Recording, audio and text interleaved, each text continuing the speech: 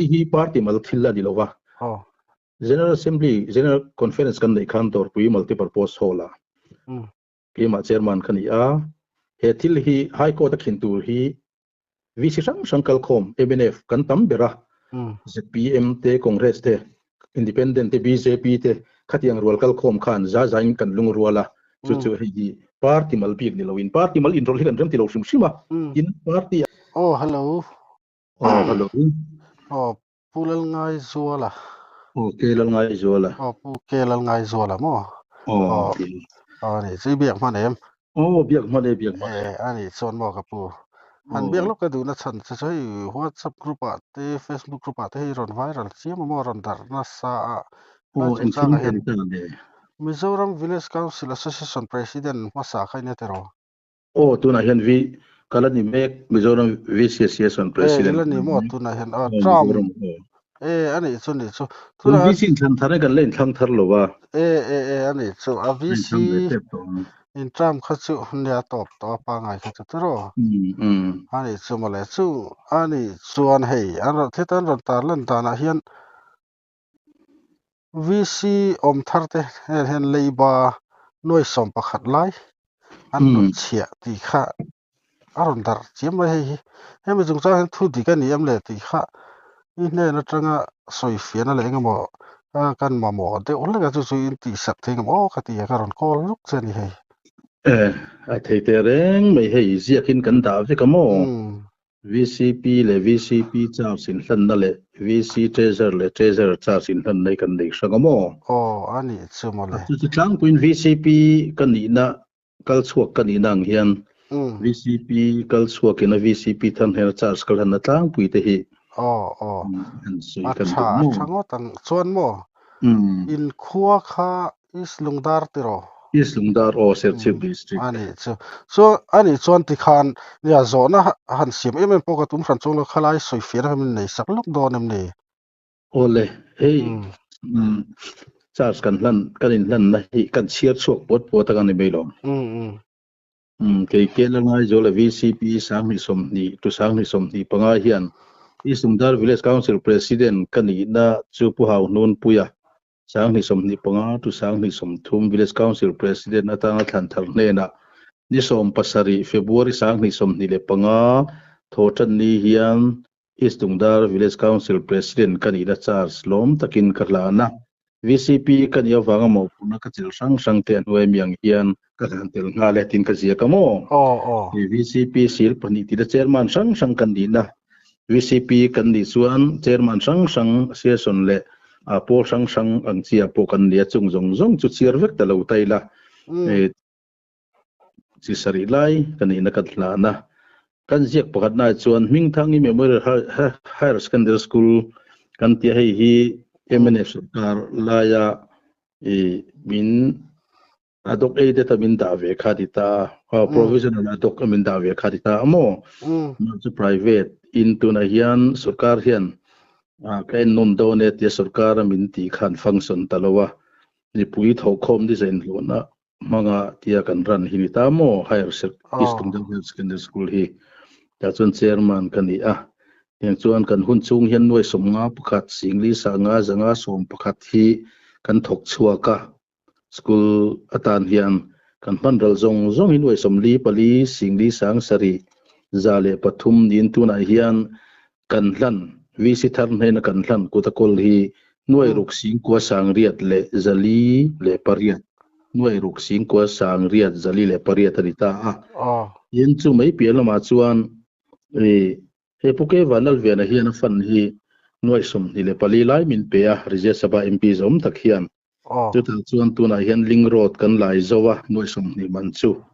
ti chuan kan thom man tak lo higher secondary school atan hian noi li min pe boka chu kan thom man lo en VC thar te tho tur hian kuta kan dan let bokani chu puke vanal vena Rajya Sabha MP zom tak fan ani tin chumi pialama chuan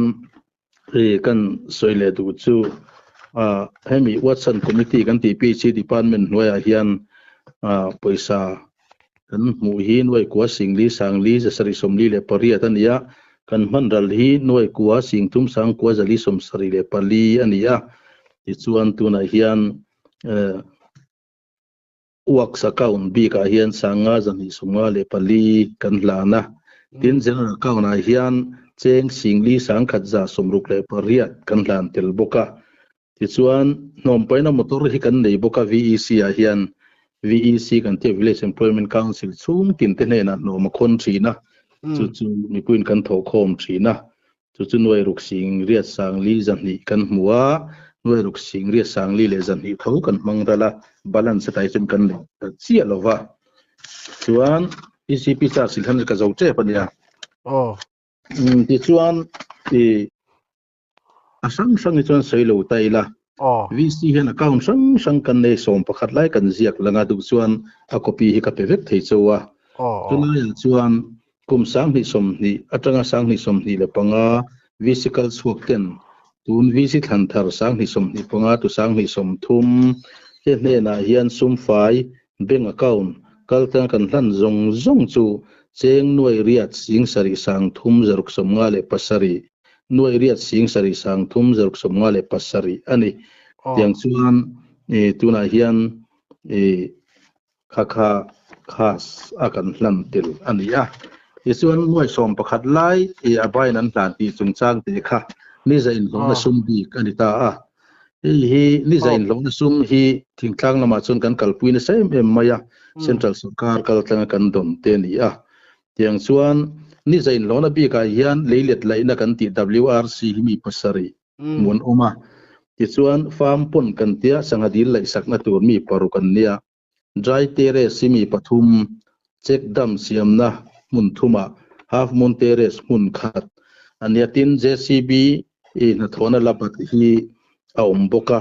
yang chuan ni zain lona sum kan lung man pu khi adik chiani hi kan cham hi tharuk chuang zetin min pot toy saka sarkar hian chuwang chuan tuna kan lo man pu na chan hinga tingin man pu le sangson sa vek to ti ni a heng hindi zain lona tanga leilet laite sangadil laite dry terrace check dam half moon tho sakang chi hi na kan tho sak ma chu sum kan pe chuang ngai lova chu VEC kalphung anita a benga kan da sak thina amai ro chu tuna hian heng kan lo man pu khi aru len le na tur chiang sa tam ta ka omana khida karon soi zel do na chuan kan lo man ral na tlang pui hi kan lo man pu na hila chu lita se thain kan sia a tiang chuan hei thingtlang lama kan omta ling road agriculture ling road sang kan nei ta a ti chuan plan and estimate kan siam lo mi puiten kun ha thok tu te kan ngai pui mo em maya leilet an ne thingtang lo ten ne ya an bule bal thar chua te a phur chua theilo ni a chan chu ling road te dressing kong JCB siamani ngot lo chuan ti tiang chuan an manga em maya ti chuan plan and estimate tel lo siam nan khan ling road sang islungdar khuchung mi zaw sang leinan khan poisa ni zain hlona kan lo mangpu ka khang leilet leina tur kan lo dai da na thosi lo ho khamo khatiang chi te a khan kan lo mangpu nual maya chumi chuan khatiang chi kan lo mangpu kha cheng noi sari le sing tum sang khat zan hi somnga anita a tiang chuan ambulance kan le a VC member panga mingin loan kan la a ti chuan a loan ru na kha mini zain lo na kan ti a sum ten mangkhan loan kan ru la chu noi ni sing ri sang sari le zani som ni anita a kan rul hi ambulance loan rul na hi ti chuan khochunga mun poimo 4 trillion in alak darnam kan ti kalwat leng chi te video te project director ten lo siam ro anti khatiang chi DMNR tren kan bilang anti kha mi pui kong ania kal thei box si lova asum kan lo pot pe nga ti chuan noi khat singa te kan manga tiang chuan slap kalwat han siam na te ti chuan VEC sum kan lo man puk zong hi noi som pakhat sing ria sang sari zanga somruk le panga ni chu ziakin kan nei thapa ti chuan VC house kan sa a tun kan VC house sak phei chu panchayat bhawan at fanatang khan noi som chau kan hmu a ti chuan noi som kan hmu hian adung hi fit som ni le pali le awang fit som pariat vel le ka sak tura ti khanita ni amaro chu kan hun ma zau thase kan tia le thokin fit som nga le pali le fit som ni le pariatin ale thuk alianin kan sata ti chuan kan led minister zom tak pusoi hunga pun min sila Mizoram VC General Conference ni khan kan thuduna tuta suya chuan in panchayat bawan VC chu thabel kan tia tiang chuan in sa thaboka central apo i central sarkar lom muturin kan lo upload nge ni ti min sil nge ni chutiang khop chuan noi som lek mu kha khatiang khan thatem kan samaro chu 15 finance atain noi som kan da bel le a ti chuan a rural in lo na tur hi naba ta tang hian rural hat sakna tur hi noi som panga kan muwa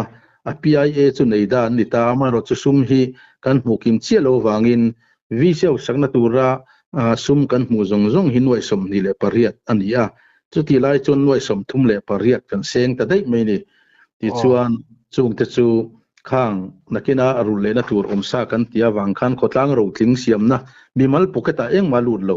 eral le khatiang khaum lova tung chu ahmana dik tak ania ti chuan viseu sakna tan po noi som gut mai kanan choi bela chung tan de chuan kanan pang ka boka sang su chiang ta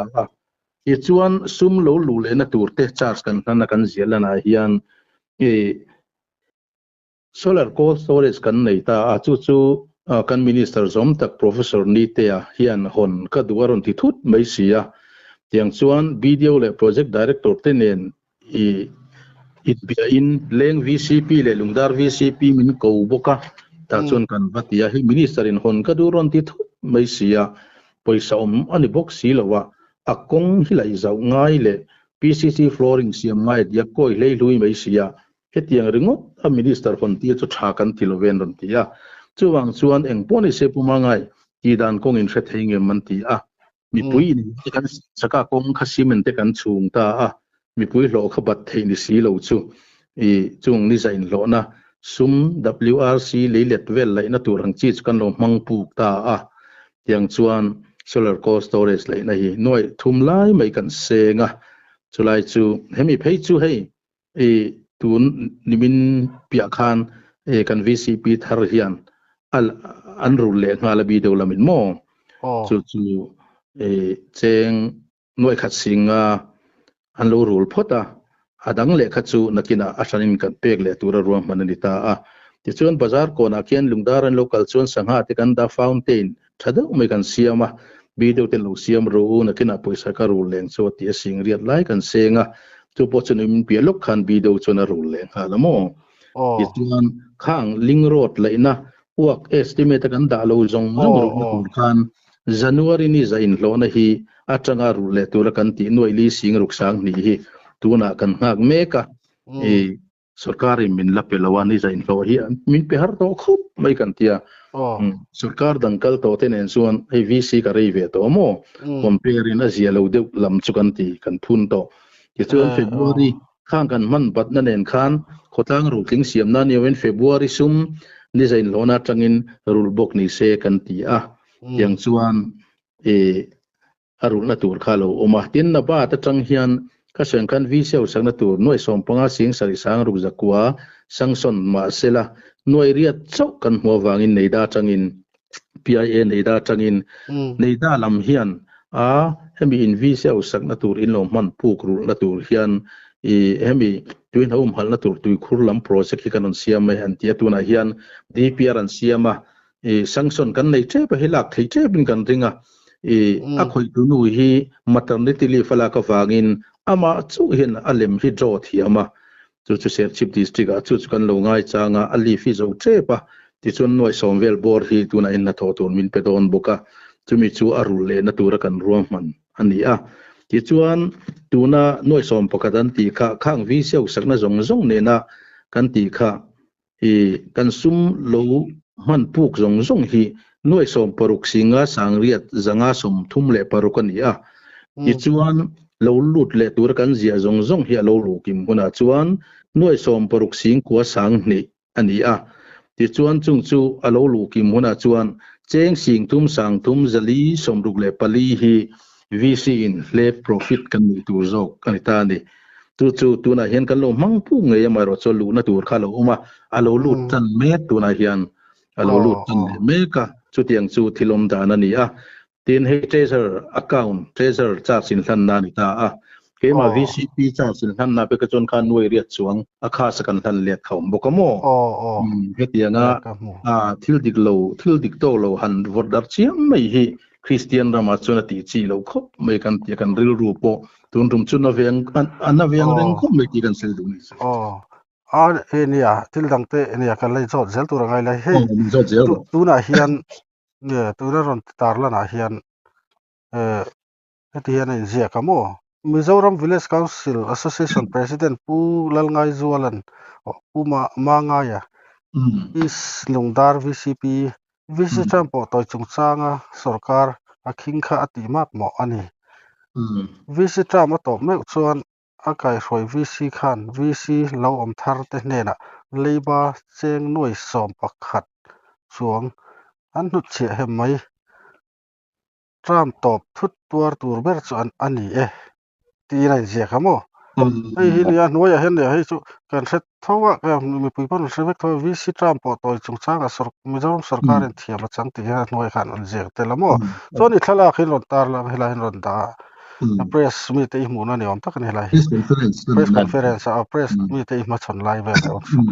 chu choni thalak dang te high court ko high court nge ni hela ron lang ve mo choni hela hi ela ma chon nangni pon la chel ula hei chu in rul tur vek tho khan ya sum nang mani ta na in lo man khani chuang lo tra mi mal ta so le luk du chu mo mi mal ta na kan man ni lo khutlang ro thing gram sabha pu kan lia kan VCP thar pon khutlang ro thing siam nan an lo mang pu ka tiang chuan a rul le la tu te po tu na hian zia kin oma ti chuan alo lut le nge don ani chiang takin alo lut don ni ti ka ria da wangin VEC committee ya he tu na hian poisai lo la lut chia si lo wa eng ete kan tiang le an ti chu min an ngen ve ka poisa niang chun nuai som hi ka man tir tu na hian VC ke ko VC member thau kan yamo alo lut le chiang nge don heng poisa man puk na hei ti ka chiana wangin chu mi huna chu min rule mei don ya tin ka poisa nuai som ka man tir in na fi apung mia lo ko tang tan ka man ti sumole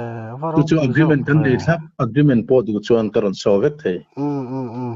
palenia chu rem chang ni suna kina min lo thon kan bek zo mo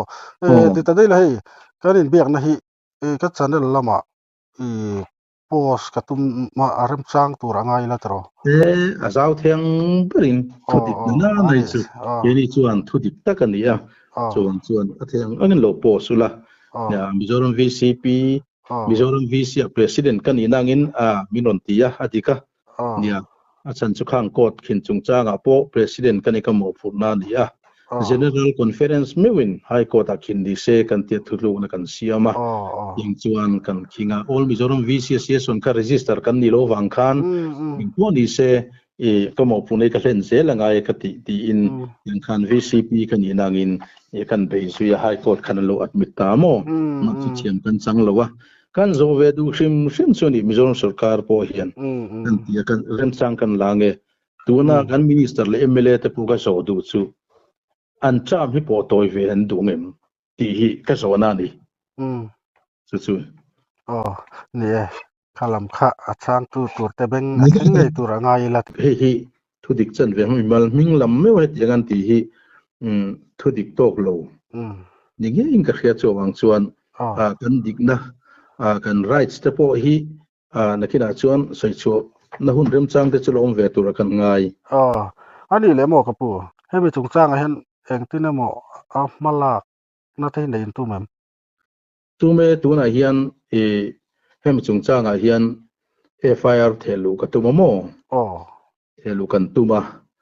yang chuan chumi mai pia lama chuan court lama ritual ko kan tume hey zobel na rangin kan siamanga pakhat Mizoram Village Council Association in malak na khamo in malak na kha party pakhat malak big na khana ring rewa kha enge ingai dan khala khat hi party mal thilla dilova General Assembly General Conference kan nei khan tor pui multi purpose hola ki ma chairman khani a he thil hi high court a khin tur hi VC sang kal khom MNF kan tam bera ZPM te Congress te Independent te BJP te khatiang rual kal khom khan za zain kan lung ruala chu hi party mal big ni loin party mal in rol hi kan rem ti lo sim sima in party anga politics alo lak hi kan rem ti lo sim sima all Mizoram VC association kha a victim atur tu kan ne wang khan chu mi ne wang chuan hei chu party tu ma ain rol lova chuwang chuan general conference thu angin helai high court a party tin atanga VC kal khom tena kan rot kan ruam man kan thu thu na kal kan ni ani chuka pu hei kanen bethaya thu chiang zo khan set ka du wang khan eng po ni se ei ni channel lam chuan on lam kan nei ngai lova nei lo nei mi mo thu dik puan chuan a tur ani chuanin ang po ni se kan phal zau viawani ti kha nang pon min lo set pui la ka du amo chat chu hemi kan mu khanin ilon in number ka lo ni to tho wang khan mo kan zo chiang ange ka tia ngani chuanin engemaw thu dik lo na chu adik zo khan pon chu kha a thanga ti thua ti han karon phone chen hong takin thilom ziamin lo soi saka alom om khop mai hei kanin be thaya chuan engemaw han soi bel du in yam khalai khan nia hun hu chuan ka seng khan ni thu dik chan ve chu hi soi to lo wila thu dik tak ki soi la chu tu da pu kan seng khan heng te lo man pu kan ni a sum te po hi amaro chu arul nei kan dong le me ka